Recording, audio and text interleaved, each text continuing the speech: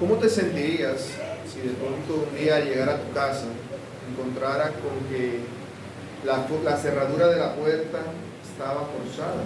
Alguien entró y se robó muchas de tus cosas. Pero luego resulta que encuentras una nota en la cual se deja totalmente claro que quien se robó todo esto no fue un ladrón que entró por sorpresa a la casa, sino que fue un familiar cercano a ti, alguien a quien tú estimas mucho. Este fue el que vino, forzó la puerta y se metió a tu casa y se robó tus cosas preciadas. ¿Cómo te sentirías ante algo así? Pues esa sensación es la que en este momento se hallaba en el corazón de nuestro Señor al momento de todo esto. Pues la obra del maligno ya había empezado y todo ya había sido puesto en ejecución. El Señor sabía acerca de la traición de Judas Iscariote. Para él eso no fue una sorpresa. De hecho, era parte de su plan para cumplir su propósito redentor. Pues, los enemigos de Jesús hasta este punto no habían podido hacerle nada a él. Aunque habían tenido las piedras en sus manos, habían querido matarlo, no habían podido hacerle nada. Era necesario, para que el Señor fuese a la cruz, que fuese uno de su mismo círculo, de su misma familia de la fe, quien le traicionase. Judas Iscariote era quien cumplía ese rol. El momento era el propicio, la cena de la Pascua. Recordemos que en esta cena los israelitas conmemoraban el Éxodo, el día en el cual el Señor Dios Todopoderoso los libró de la tierra de Egipto, de casa de servidumbre y de la mano de Faraón. Este día era conmemorado por los israelitas todos los años. En dos ocasiones anteriores, los discípulos habían celebrado la Pascua con el Señor, pero esta sería la última vez que celebrarían la Pascua con Él de esta manera, la tercera y última. Y sería también la última Pascua que contaría ante Dios para conmemorar el éxodo de Egipto, porque esa Pascua no era más que una sombra de la Pascua verdadera, del verdadero éxodo, que no es de la tierra de Egipto, sino del mundo de pecado. El Señor Jesucristo vino a este mundo a darnos a conocer al Padre, el cual es invisible a los ojos humanos, pero Él lo ha manifestado, mostrándonos cómo es el Padre. No solamente nos muestra cómo es el Padre en un sentido, sino en todo sentido, pero principalmente que nos da a conocer el amor del Padre. Por eso el Señor Jesús siempre manifestó el amor a todo hombre, inclusive a aquellos que lo odiaban y lo aborrecían. El Señor no hacía distinción ni acepción de personas, a pesar de que sabía quién iba a creer y quién no. Él sabía que los fariseos no se iban a arrepentir, pero en más de una ocasión hemos visto en este mismo evangelio al Señor Jesús instándolos al arrepentimiento, a pesar de que Él sabía que no iban a arrepentirse y de que no iban a creer. Él siempre hacía la voluntad de Dios, siempre les manifestaba el amor de Dios, siempre les manifestaba misericordia, a pesar de que el Señor esperaba claramente una traición de parte de ellos, esperaba que no iban a creer.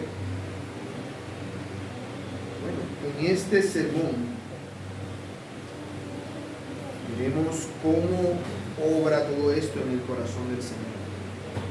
Para el Señor Jesucristo, Judas Iscariote era un enemigo, era un adversario, un diablo, dijo él en Juan 6. Sin embargo, a pesar de eso, el Señor nunca dejó de manifestarle su amor. Nunca dejó de manifestarle su amor. Él tiene un amor especial para sus escogidos, un amor redentor que salva, pero Él siempre manifiesta su amor de forma general a toda la creación. Por eso hace salir su sol sobre buenos y malos y deja caer su lluvia sobre justos e injustos, porque Él manifiesta un amor general a todo lo que Él ha creado, aunque tiene un amor especial para su pueblo. Por eso no es de extrañar lo que el Señor nos dice en el Sermón del Monte. En el Sermón del Monte, Él nos enseña que debemos amar a nuestros enemigos y orar por quienes nos persiguen. Pero Él no nos dice esto de una manera totalmente ajena a Él, sino por el contrario, porque Él mismo lo aplica. Él siempre manifestó su amor. Por eso, aquí vemos cómo el Señor manifestó su amor a su enemigo más cercano, uno de sus discípulos. Y a través de esto me propongo mostrarle 3 enseñanzas del Señor Jesús sobre cómo amar a los enemigos. En primer lugar, debemos siempre confiar en el Señor y en su palabra. En segundo lugar, nunca debemos dejar de mostrar amor. Y en tercer lugar, siempre debemos estar preparados para la traición. Consideremos esto en profundidad. Primer punto, confiemos en la palabra del Señor. Leo una vez más los versos del 18 al 21. Dice así: no hablo de todos vosotros, yo sé a quienes he elegido, mas para que se cumpla la escritura, el que come pan conmigo levantó contra mí su calcañar. Desde ahora os lo digo antes que suceda, para que cuando suceda creáis que yo soy.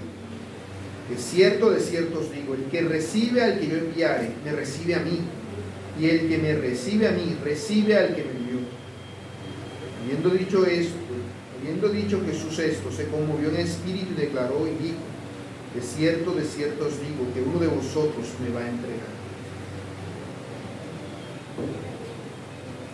En este pasaje vemos cómo el Señor Jesús habla de la traición de uno de sus discípulos, uno que está allí en ese momento compartiendo el pan de la Pascua.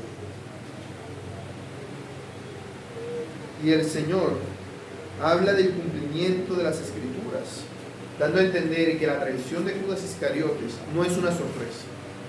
En el ejemplo que les ponía al principio, para ti sería una sorpresa que un familiar tuyo se robase todas tus cosas. Es algo que no esperarías, a menos que ya conocieses cómo es. Bueno, el Señor Jesús no vio esto como una sorpresa, porque Él conocía cómo era Judas Iscariote. Él sabía lo que él hacía y lo que había en su corazón. Él sabía que la traición de Judas no era un suceso inesperado, que lo atacaba por sorpresa, sino que era parte del plan divino para que se cumpliesen las Escrituras. ¿Qué Escrituras? Bueno, el Señor se refiere específicamente al Salmo 41, verso 9, donde dice: el que come pan conmigo levantó contra mí su calcañar. Esa es la Escritura en particular. Esta Escritura entonces nos demuestra que la traición de Judas ya estaba escrito en la palabra de Dios. Sin embargo, no fue escrito teniendo a Judas en mente, aunque era Judas a quien apuntaba. Pues quien escribió esto fue el rey David. Él no conocía a Judas Iscariote, pero conocía lo que era la traición. Por esto muchos comentaristas dicen que aquí David se refiere a la traición de su más leal y fiel consejero, Ahitofel.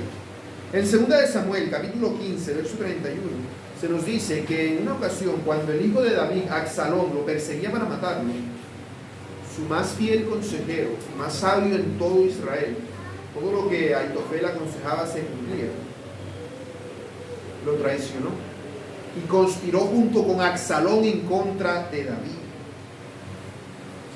En 2 de Samuel 15:31, David dijo, oró al Señor cuando se enteró de la traición de Ahitofel: entorpece ahora Jehová el consejo de Ahitofel, porque era el mejor consejero de todos.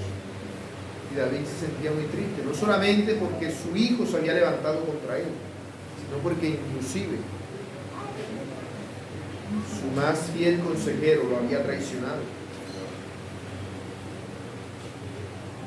En el Salmo 55, verso 12, leemos algo que posiblemente tenga mucho que ver.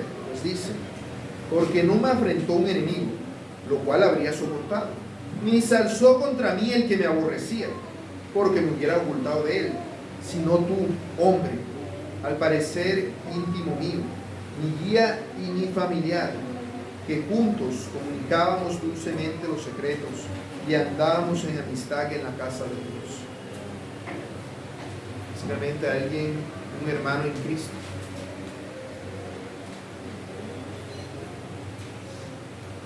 A David le dolía mucho la traición de su hijo, pero estaba dentro de las posibilidades. Pero de Ahitofel no tiene ni pies ni cabeza. Era algo inconcebible para David, el ser traicionado por esa persona que era tan fiel junto a él para Dios, un consejero, un instrumento de Dios. ¿Por qué el Señor Jesús dice esto a sus discípulos? Para que ellos sepan que esto no lo está tomando por sorpresa a él. Si el Señor Jesús pudiera ser sorprendido con la traición humana, entonces no sería de confianza. No podríamos confiar plenamente en Él. ¿Cómo podríamos confiar en un hombre que puede ser engañado, que puede ser burlado? No se puede confiar. Por eso David mismo no era de confianza. Pero David jamás dijo confíen en mí, sino confiar en Jehová, vuestro Dios. Cristo ha demostrado hasta este punto su deidad, y aquí nos dice todo esto para que nosotros tengamos tranquilidad, que digan, no se preocupen, esa traición no me afecta en lo más mínimo. De hecho, lo que hace es que cumple lo que las Escrituras antes ya habían dicho acerca de mí, demostrando su conocimiento anticipado de todos los sucesos. Y esto lo sabemos porque en este mismo evangelio, en este mismo capítulo, en el verso 11, el Señor había dicho, porque sabía quién le iba a entregar. Por eso dijo, no estáis limpios todos. El Señor Jesús claramente tenía conocimiento de la traición de Judas. Entonces, al decirle esto a sus discípulos, lo que él está haciendo es preservar su fe, para que no mengue por esta situación, para que ellos no se sientan tristes, afligidos y pierdan toda esperanza en su Señor. Porque entonces, si el Señor Jesús cae por una traición, ¿cómo podrían ellos creer esto de que Él va a resucitar de entre los muertos? No podrían creer. Por el contrario, la traición lo que hacía era que permitía que se diera la resurrección. Eso hacía que las palabras de Cristo fueran mucho más fidedignas para sus discípulos. Por eso el Señor usa esta expresión tan solemne que ha venido usando tanto en este evangelio. De cierto os digo. En términos nuestros, se los juro, el que recibe al que yo enviare me recibe a mí, y el que me recibe a mí recibe al que me envió. Este verso pareciera no tener nada que ver con lo que está pasando, pero por el contrario, tiene todo que ver, porque está diciendo que la traición de Judas no tiene nada que ver o no afecta en nada la obra del Señor. No le afecta en nada.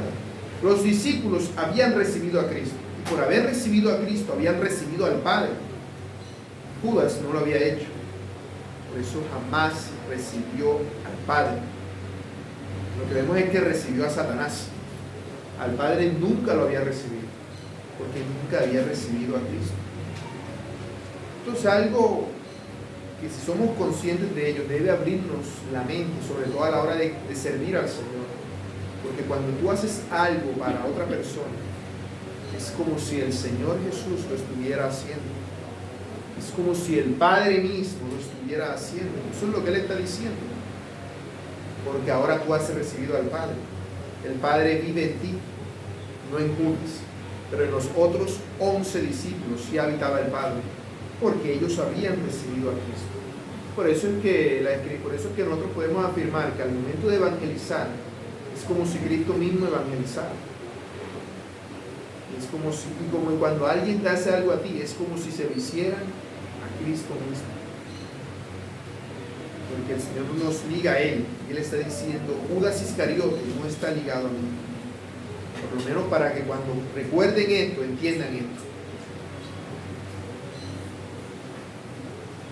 A pesar de la traición de Judas, el Señor le estaba asegurando a sus discípulos que la fe de ellos no faltará y que su misión no se verá afectada por esto.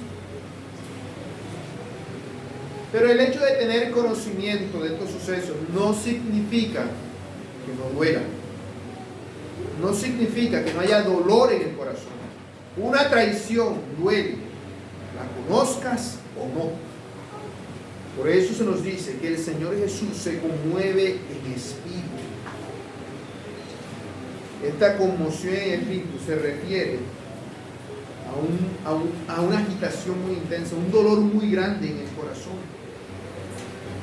Es una emoción muy fuerte que afecta a tu cuerpo. Como cuando los discípulos vieron al Señor caminar sobre el agua, que se aterraron.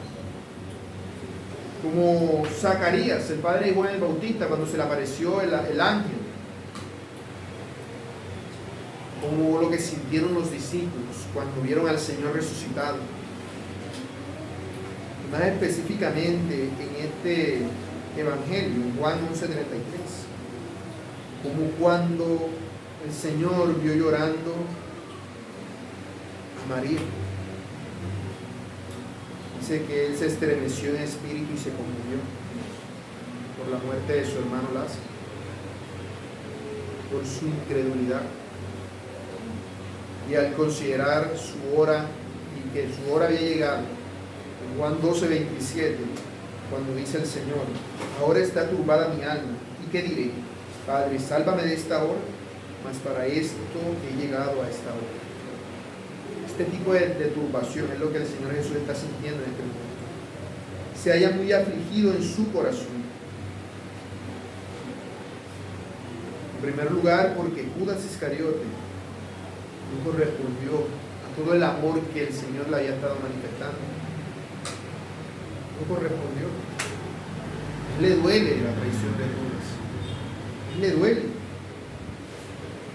al sentir esa ingratitud, a pesar de toda la bondad que le ha mostrado.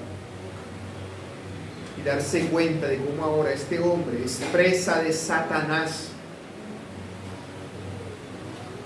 Recordemos cuando el Señor Jesús llega a Jerusalén y dice, ay de ti Jerusalén, y se pone a llorar. Muchas veces quise montarte como la gallina, junta sus polluelos debajo de sus alas, porque le dolía la perdición de los hombres. Así al Señor le aflige la condenación de Judas Iscariote. Él es consciente del destino eterno que le depara. Le duele. Él no es indiferente a esto. Él no es indiferente a esto. Por eso el Señor Jesús le ha dicho a sus discípulos antes de que todo esto ocurra, lo que ha de acontecer. ¿Para qué? Para que la fe de ellos no falte. Mis hermanos, nuestra fe no puede menguar, no puede faltar por las circunstancias que nos rodean. Debemos confiar en el Señor Jesús, porque Él tiene conocimiento de todo. Si te surge algo repentino, terrible, que tú no se lo deseas a nadie, el Señor Jesús ya lo conoce, ya lo sabe, y Él te lo ha anticipado, para que cuando eso ocurra, tu fe no falte. Entendamos que todo hace parte de un plan mayor, pues la traición de Judas hacía parte del plan de la redención. Aún las cosas más terribles que te pueda llegar a ocurrir, hace parte del propósito eterno de Dios para ti. Hace parte del plan de Dios. Por eso inclusive debemos amar a nuestros enemigos, aunque no nos guste. ¿Por qué? Porque el Señor nos manda a hacerlo. Y Él nos dice, para que creáis que yo soy, para que tengamos nuestra fe en Él, para que seamos comunión. Eso es lo que el Señor nos manda a hacer. Segunda enseñanza: debemos manifestar misericordia a nuestros enemigos. Versos del 22 al 26. Vemos que dice: entonces los discípulos se miraban unos a otros dudando de quién hablaba. Y uno de sus discípulos, al cual Jesús amaba, estaba recostado al lado de Jesús. A este pues hizo señas Simón Pedro para que preguntase quién era aquel de quien hablaba. Él entonces, recostado cerca del pecho de Jesús, le dijo: Señor, ¿quién es? Respondió Jesús: a quien yo diera el pan mojado, aquel es. Y mojando el pan lo dio a Judas Iscariote, hijo de Simón.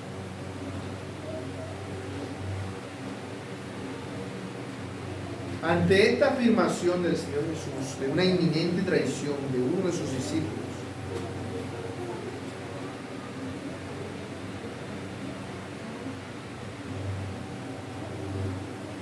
los discípulos se sienten afligidos, atormentados. Ahora hay una gran confusión entre ellos. Ellos empiezan a especular. ¿De qué está hablando el Señor? Cuando dice discípulo, ¿se refiere a uno de nosotros, 12? ¿O a un discípulo que no hace parte de los 12? Recuerden que había más discípulos, no eran solamente ellos. ¿A quién se refiere? Ellos no perciben la traición como una amenaza real, porque ellos conocen que el Señor tiene el poder para superar cualquier dificultad. Sin embargo, todo esto los pone en una sensación, los pone con una sensación de incertidumbre total. Pues juntos habían estado junto al Señor durante 3 años.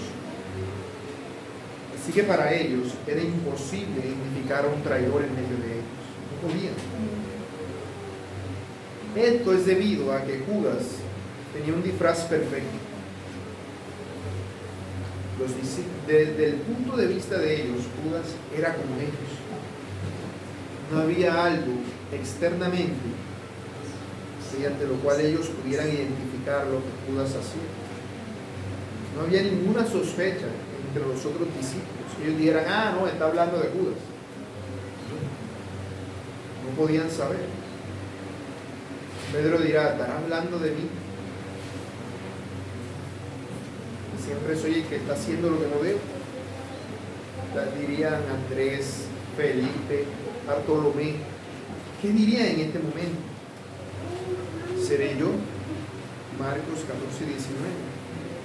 A un Judas, el resto que le da el hermano al presidir, dijo: soy yo, maestro. Todos estaban en total confusión. Y ante esta confusión, como siempre, Pedro es el vocero de todos los demás y el que busca saber de quién está hablando. Por eso le hace señas al discípulo al cual Jesús amaba. Este se encontraba recostado cerca de Jesús. ¿Quién es este discípulo? No se nos dice. Pero como vimos desde el principio del Evangelio,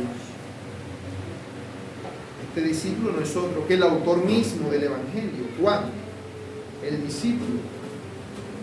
Juan, hermano de Santiago. Este es el discípulo a quien Jesús amaba y a quien Pedro le está haciendo señas.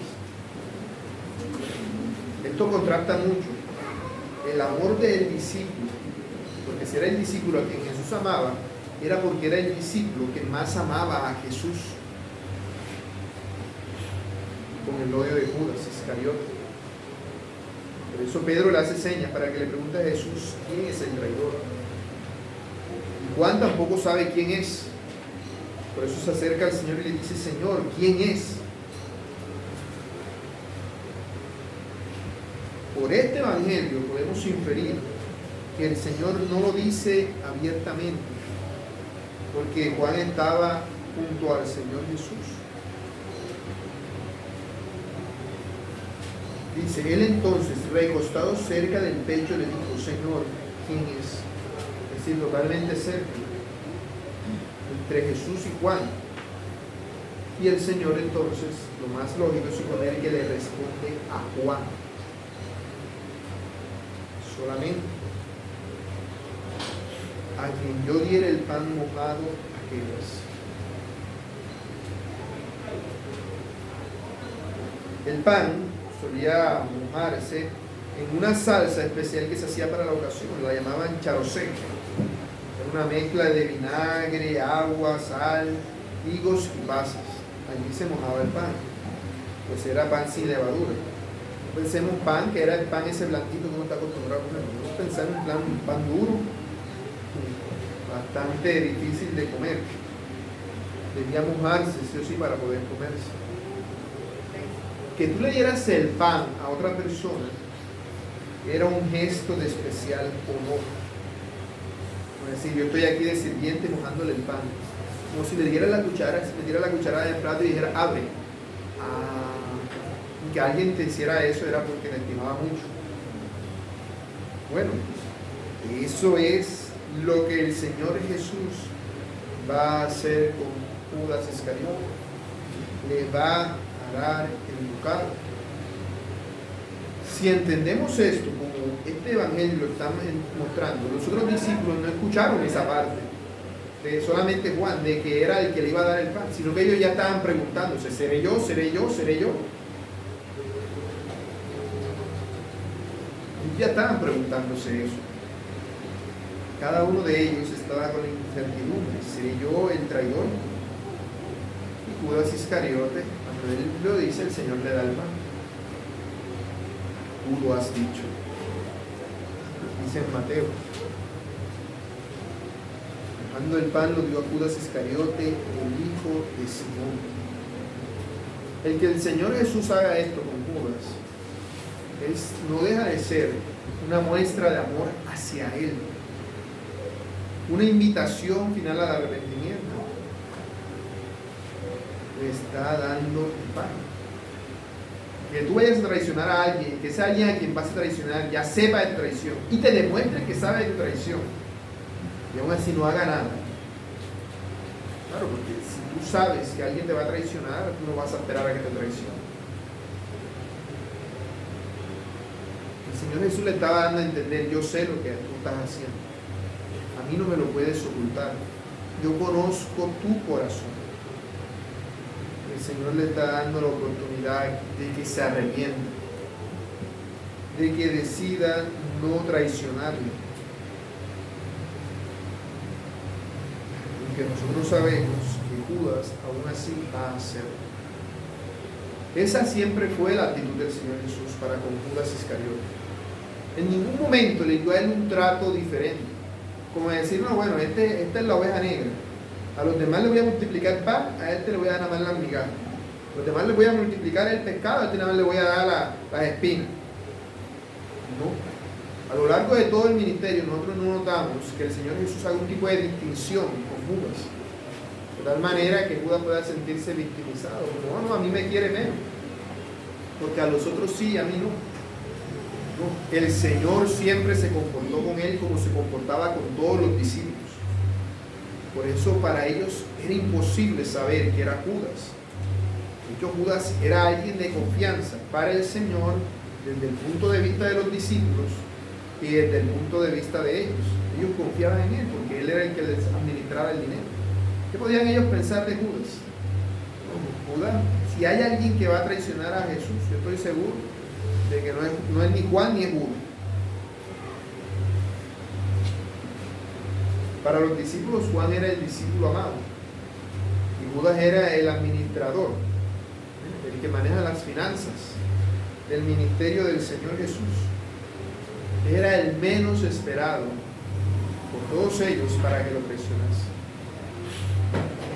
Pero aún así, el Señor le permitió todo esto. Le permitió que fuera él quien llevara la bolsa de dinero. Le permitió que fuera él quien se ganase la confianza de los otros discípulos. El Señor le permitió todo esto porque él sabía que esto no podía tener efectos adversos a su misión, que no afectarían en nada a su misión. Y al hacerlo le estaba mostrando su misericordia, le estaba manifestando el amor de Dios. Está diciendo, yo sé lo que tú estás pensando, yo sé que a ti solo te preocupa el dinero. Bueno, aquí está el dinero, manéjalo.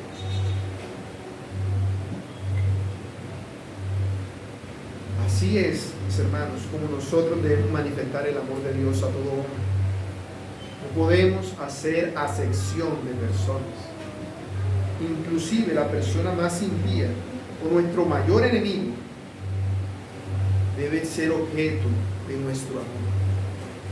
Debe ser objeto de nuestro amor. El amor involucra el hecho de poner a la otra persona primero. Eso era lo que el Señor había hecho con Judas. Su dinero, sus finanzas estaban en las manos de otro, que él sabía que se las robaba. Nosotros debemos poner a los otros primero, siempre. El domingo anterior veíamos que eso debe ir enfocado hacia los hermanos de la fe en primer lugar, pero no se desliga del resto. Es decir, en primer lugar ellos, pero nosotros también, pero como algo secundario.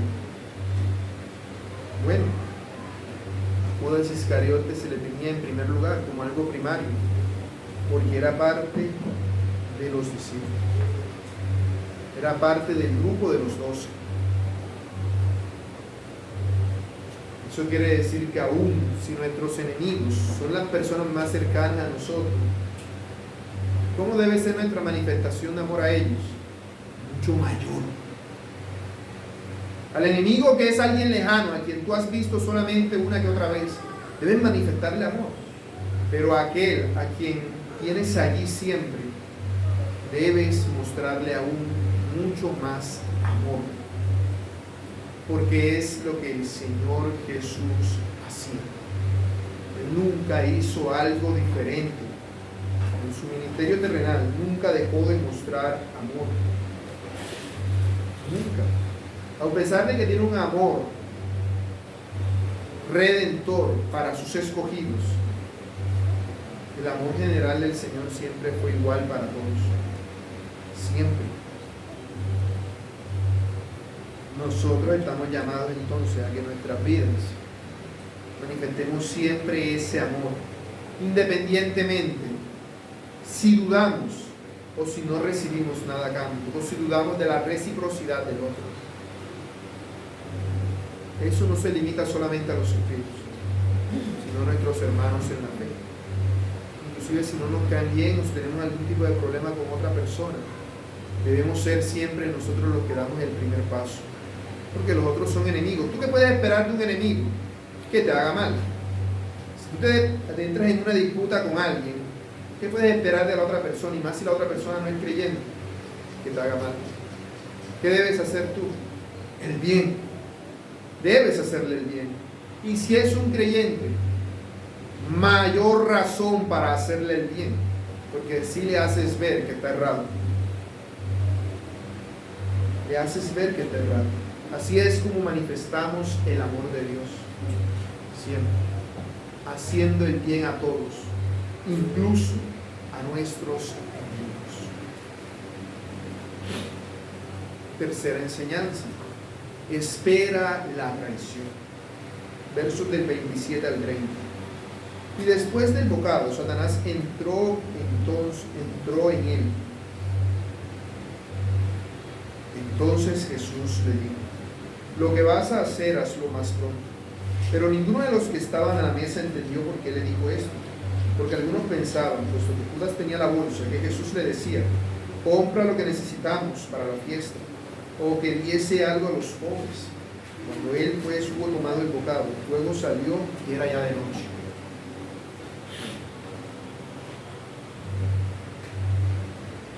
A pesar de este gesto del Señor Jesús, de básicamente dar la impresión a los otros discípulos de que Judas era su favorito, porque fue el único al que le dio de comer,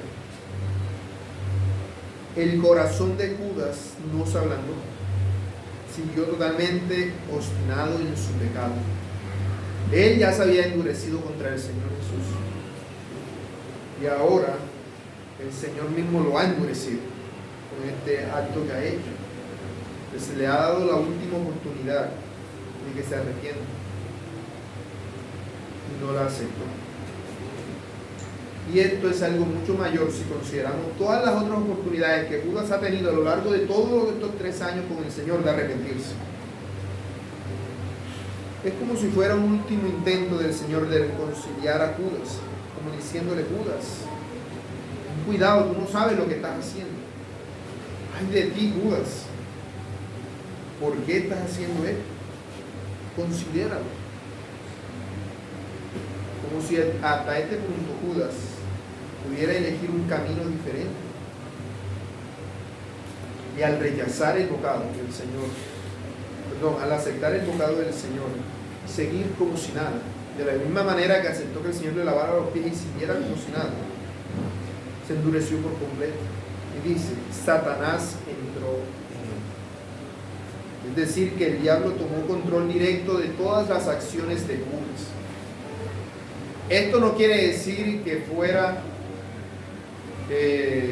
fuera a caer al piso y empezar a convulsionar y a decir un montón de cosas incongruentes, sino que su voluntad se sometió por completo a la voluntad del diablo. Como si hasta este punto Judas hubiese hecho lo que el diablo le decía, pero como que tenía sus reservas, como que sí, pero aunque yo no crea en él y no sea el Mesías, él ha sido bueno conmigo, yo no quiero hacerle daño, es una buena persona. Pero ya se cerró por completo. La duda que había en el corazón de Judas se quitó y su mente se alineó con la del diablo. Judas ya había tomado la decisión de traicionar al Señor Jesús. No fue en este momento que él tomó la decisión. Él ya lo había tomado, pero todavía tenía dudas en su corazón. Y en este momento se le despejaron. En Lucas capítulo 22, verso 13 nos dice que Satanás ya había entrado en Judas antes. Dice: y entró Satanás en Judas, por sobrenombre Iscariote, el cual era uno del número de los 12. Y este fue y habló con los principales sacerdotes y con los jefes de la guardia de cómo se le entregaría. Satanás había entrado antes en Judas Iscariote, pero ahora entró por completo. La misericordia de Dios para con Judas llegó a su final. Judas fue entregado a juicio. Lo que hizo el Señor Jesús fue, al decirle que lo que iba a hacer, que lo hiciera lo más pronto, lo que hizo fue entregarlo en las manos de Satanás. El Señor vio que se endureció su corazón. Básicamente vio al diablo frente a él, en el cuerpo de Judas, y le dijo que hiciera todo lo que iba a hacer pronto. El Señor, al decirle esto, lo que hizo fue entregarlo en las manos del diablo. Y ese es el modelo bíblico para tratar con las personas que apostatan contra la fe. En 1 Timoteo, capítulo 1, verso 20, vemos cómo el apóstol Pablo nos deja claro. Hablando de Himeneo y de Alejandro, dice: de los cuales son Himeneo y Alejandro, a quienes entregué a Satanás para que aprendan a no blasfemar. Cuando una persona se necesita que se arrepienta, pero sigue en su pecado, y luego se necesita que se arrepienta y sigue en su pecado, y luego en presencia de otros testigos se necesita que se arrepienta y sigue en su pecado, ¿qué se debe hacer con él? Entregarlo a Satanás, es decir, retirarlo de la comunión de los justos, expulsarlo de la congregación. El Señor, ¿qué le dijo? Lo que vas a hacer, hazlo, porque el Señor está a punto de hacer algo solemne allí, en ese lugar con sus discípulos. Está a punto de manifestar su comunión con ellos. Judas debía irse. Así que básicamente lo echó. Tú no quieres estar aquí, tú quieres irte. Ya no esperes más, ya tomaste tu decisión. Vete. Eso es lo que le está diciendo. Lo está entregando a Satanás. Cuando una persona es entregada a Satanás, si es su dueño, entrará en él por completo y se irá hacia su pecado. Mientras que si no es su dueño, empezará a atacarlo, a afligirlo. Quedará totalmente abatido. No le quedará más de otra que regresar, como se dice popularmente, con el rabo entre las piernas, buscar una reconciliación con el pueblo de Dios. Judas, que no era de Dios, sino de Satanás, fue completamente poseído por el diablo. Así que fue fortalecido en su decisión de irse al infierno. Se alineó por completo con el diablo. Pues El diablo o Satanás no podría haber entrado en Judas si Judas mismo no lo hubiese abierto de par en par su corazón. Recordemos que Cristo había dicho: el que me recibe a mí, recibe al que me envió. ¿Qué hizo Judas? No recibió al Señor Jesús. Por el contrario, recibió al Satanás. Judas no fue una máquina, no fue obligado a traicionar al Señor Jesús, aunque eso estaba escrito. Judas era libre de tomar su decisión. Él era responsable de sus actos. Él era responsable de sus actos.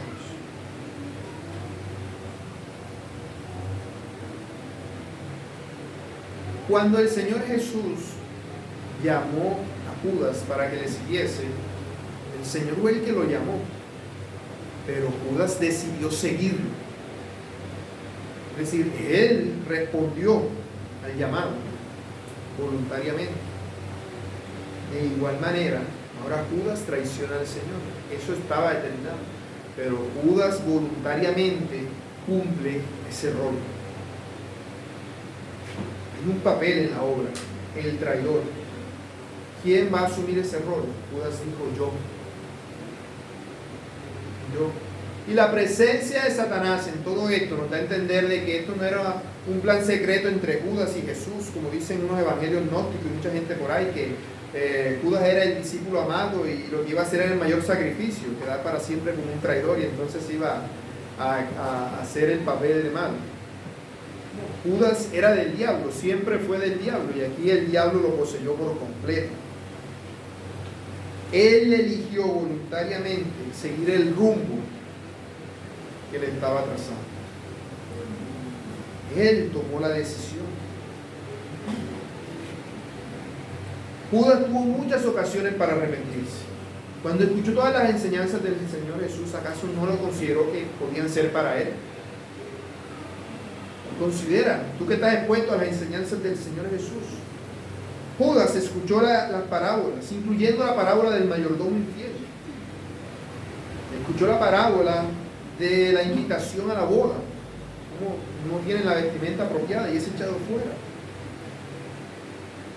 Escuchó la enseñanza y las advertencias del Señor Jesús acerca del peligro que es el amor al dinero y la avaricia y el orgullo. Todas ellas caían en Judas. Quien amaba el dinero era orgulloso y era avaricioso. Judas escuchó la advertencia del Señor Jesús en Juan 6:70, cuando les dijo: no os he escogido yo a vosotros los 12, y uno de vosotros es diablo. Judas no se consideró y diría: ¿seré yo? No. Él dijo: debe ser otro. No. Yo lo que quiero es lo mejor para Israel. Yo quiero que el Señor sea el rey de Israel y seamos la nación más importante de todas, y yo esté allí como gobernador de alguna tierrita que Él me dé. No consideraba que fuera él, que fueran para él todas las palabras de advertencia que el Señor Jesús había dado. Él dijo: eso es para el de al lado. Eso debe ser ese Pedro que siempre va hablando lo que no es. Él nunca dijo: soy yo. Para él, ¿seré yo? No, yo no. Eso es para otro. Y esto es algo lamentable. Por eso el Señor Jesús se aflige con Judas. Dice: ay de aquel hombre por quien el Hijo del Hombre es entregado. Bueno le fuera a ese hombre no haber nacido. Es necesario que el Hijo del Hombre sea traicionado y sea entregado. Pero ay de aquel hombre que diga: yo lo voy a hacer. Judas fue el que hizo eso.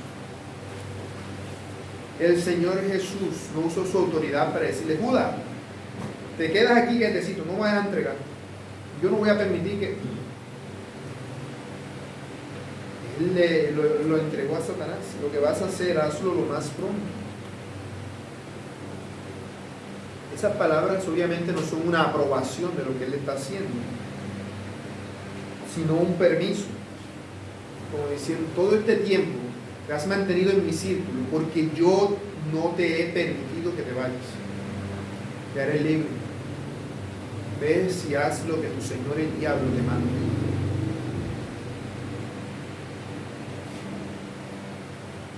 El Señor demostró un control total sobre su propia muerte. Él iba a morir porque Judas lo iba a traicionar y el Señor lo permitió. Él dijo en Juan 10:18, nadie me la quita, hablando de su vida, sino que yo de mí mismo la pongo. Tengo poder para ponerla y tengo poder para volverla a tomar. Este mandamiento recibí de mi Padre.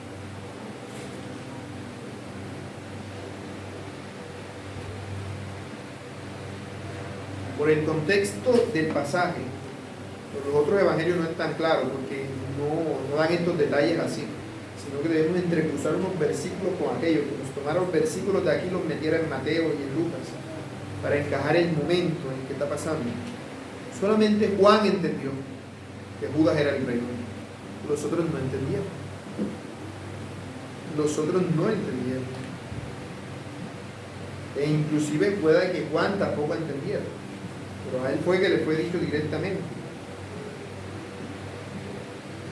Por el contrario, lo que ellos vieron que fue que el Señor Jesús estaba a la mesa, sentado, y ellos estaban preguntándose, ¿seré yo? ¿Seré yo? Y Judas dijo, ¿seré yo? Y el Señor tomó pan, lo mojó, se lo dio en la boca y le dijo, tú lo has dicho. Y Judas se lo comió. Ahora, ellos no sabían ni de qué, no podían tener la certeza. ¿Será? ¿No será? No entendieron. No entendieron.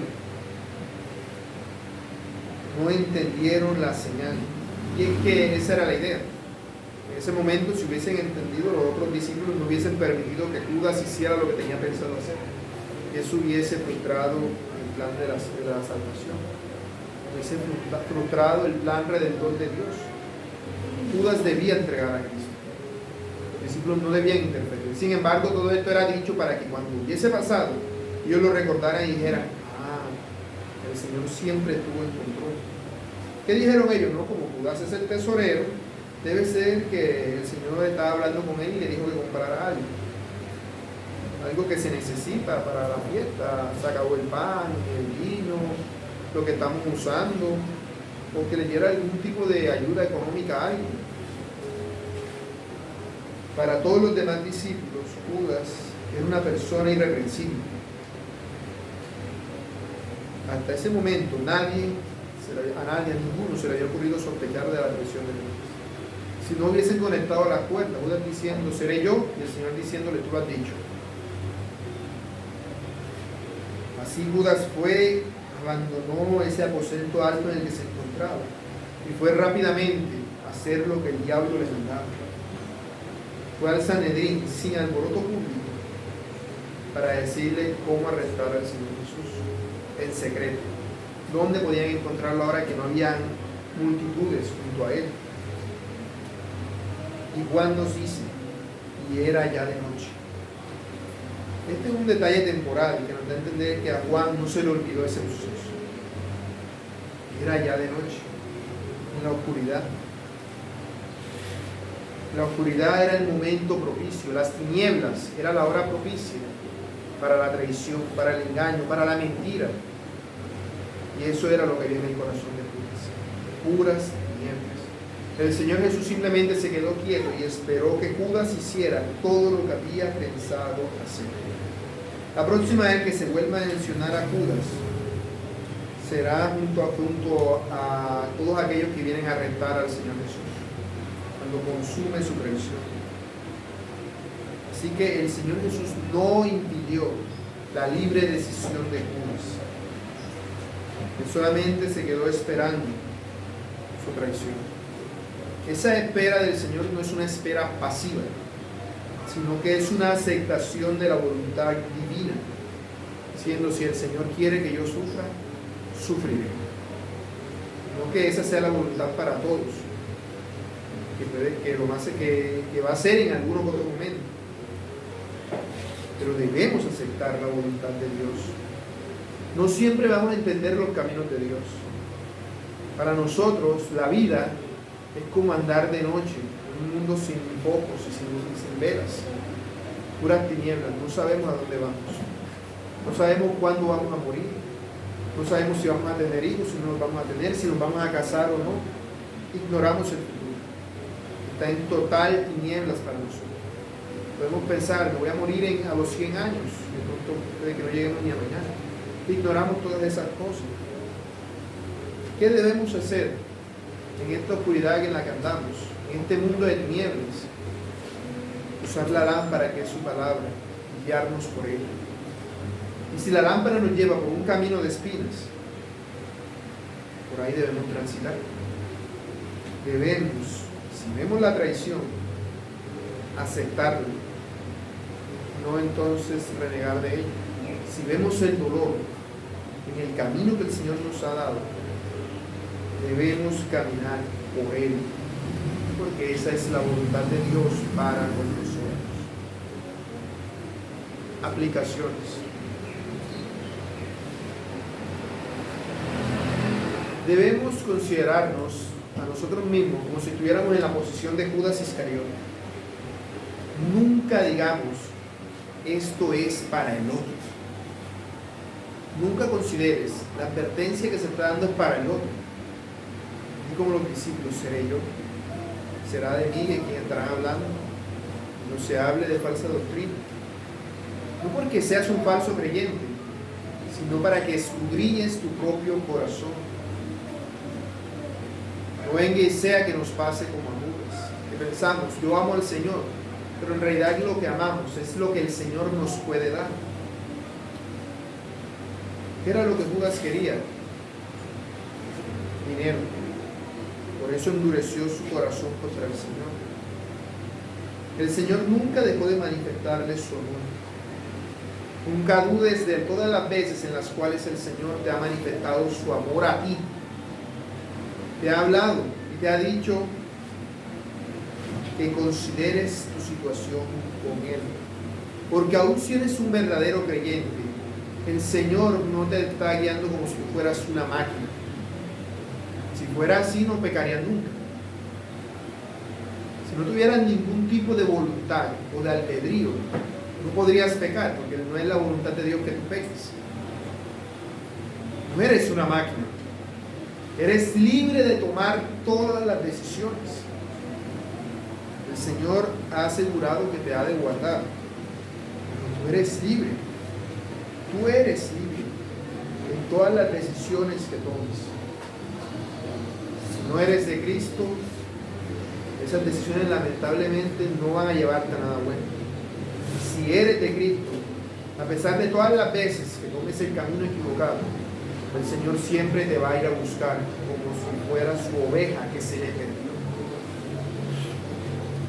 Así, aunque la traición siempre parezca culminar en maldad, debemos considerar que lo que el Señor desea para nosotros es nuestro bien, es nuestra santificación, y que todas las cosas operan para nuestro bien, inclusive la que nos duele. Así, la venta del Señor Jesús por 30 monedas de plata no es una traición en sí misma solamente, sino que es una aceptación de la voluntad de Dios sobre la propia voluntad. El Señor Jesús orará, no se haga mi voluntad, sino la tuya. ¿Qué dijo el Señor Jesús? Hágase tu voluntad. Hágase tu voluntad. Imitemos más bien el ejemplo del Señor Jesús, que en toda situación difícil siempre encomendaba su causa al Padre en oración. Siempre. Y si hay alguien aquí que todavía no ha experimentado la gracia del Señor Jesús, el Señor te invita a que te arrepientas de tus pecados y creas en Él como tu Salvador. Que este mensaje, mis hermanos, nos impulse a examinarnos a nosotros mismos para ver si en realidad estamos en la gracia de Dios. Y si lo estamos, si estamos viviendo la vida cristiana de una manera que glorifique a nuestro Dios. Nunca elijas el camino más sencillo. No evites el dolor. No estoy diciendo que seas masoquista, sino por el contrario, que consideres tu prioridad siempre hacer la voluntad de Dios. Siempre, aunque te duela. Esa es la senda que el Señor ha decretado para ti.